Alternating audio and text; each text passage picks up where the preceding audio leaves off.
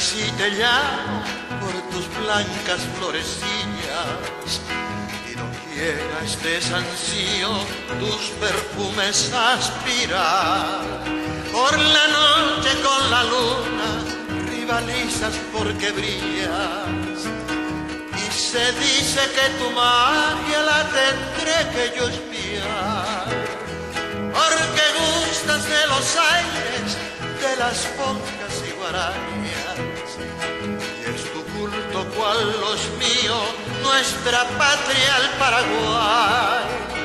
Hoy mis veces te salpican los efluvios de mi alma, a instancia de mis ruegos para olvidarnos jamás.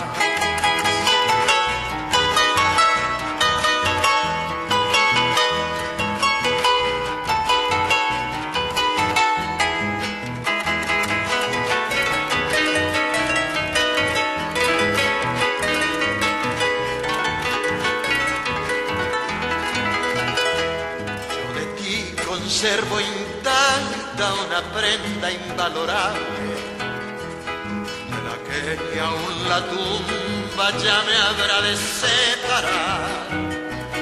En un crepúsculo a solas, la emoción inenarrable, que entre besos y caricias nos brindamos a la paz.